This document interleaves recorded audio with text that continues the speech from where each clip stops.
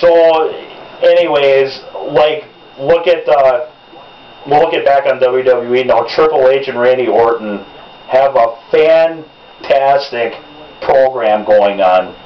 Triple H is standing up for his wife, for his, his family, and he's the only guy doing it, and he's getting his head kicked in by Randy Orton, who's turned into, to me, right now, Randy Orton has turned into the best heel in the business. Yeah, I'll second that.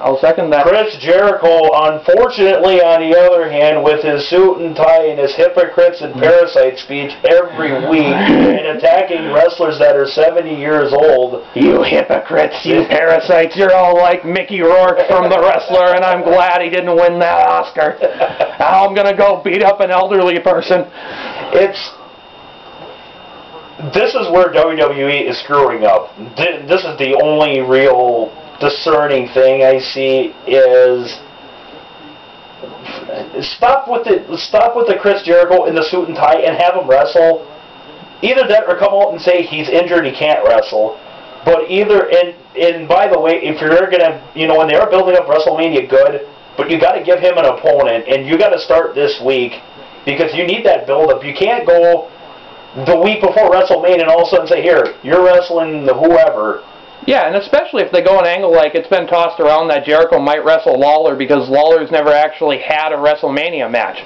If it's something like that, that's historic. That's something that people who are like big fans of Lawler's old promotions, what was it, Smoky Mountain? Well, he was involved with a lot of things. USWA. I was going to say Mid-South Wrestling, USWA. He had a stint in World Class Championship Wrestling where he won the World Class title when he already had the AWA title, making him a unified champion. And it's a historic WrestleMania. It sounds like Hogan's not going to be able to do it. Back injury for those who hadn't heard.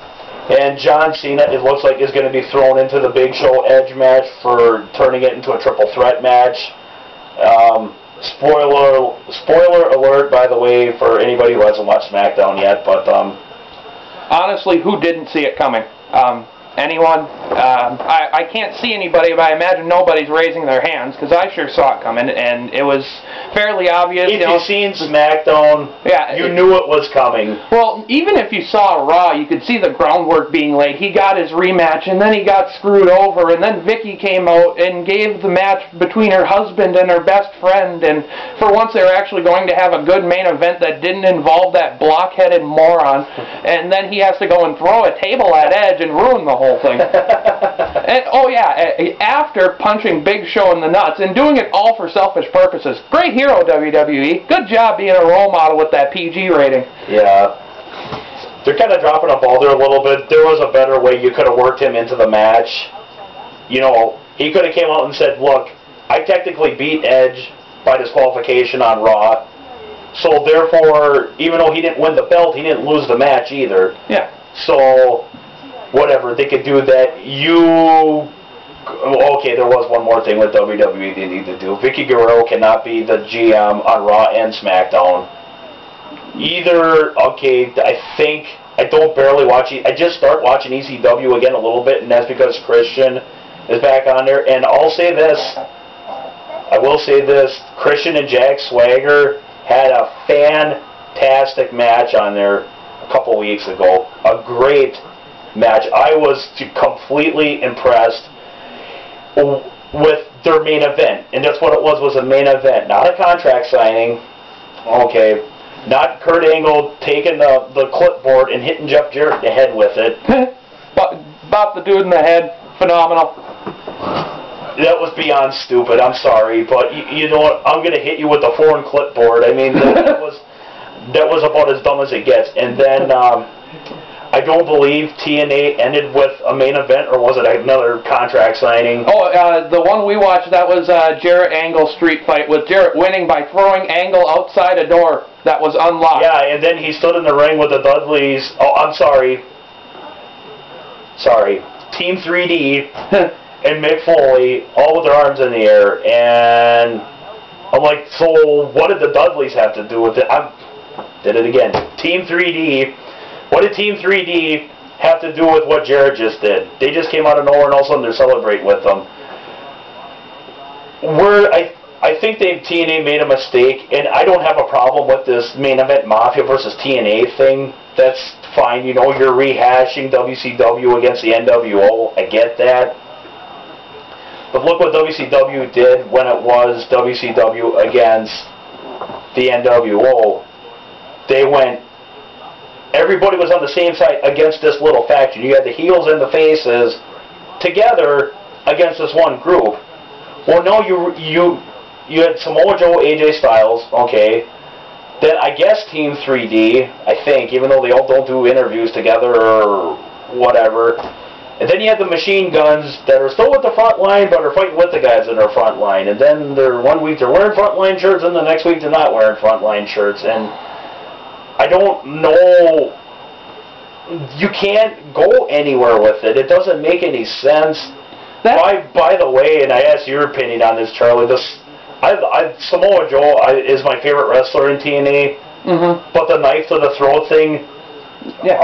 Are you kidding me? Yeah, and actually, you bring up a good point with that. Something I had wanted to mention was that the announcers actually, if they listened to themselves, Tenay and West, that is, if they actually listened to themselves when they were talking and explaining what was going on, they could actually sniff out bad ideas. Because there was at least 3 instances that I remember. The Samoa Joe knife thing, the suicide thing, and something else I can't quite pull off the top of my head. But they actually stated out loud in so many words that they've seen this before. This exact same scene. He's got the knife, and it's to his throat, and he's screaming at people and going, ah! And then he's going to fishhook him like he's the Joker in The Dark Knight, and then he just kind of wanders off. And then they had the suicide thing, which, by the way, seriously, knock it the fuck off, okay? Not good, not cool.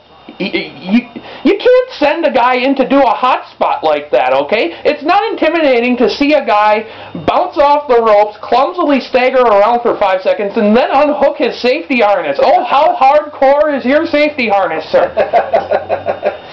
Well, it's an element of surprise thing or whatever. Okay, it's not a surprise. You turn the lights off, but you still see him shooting down this rope or whatever.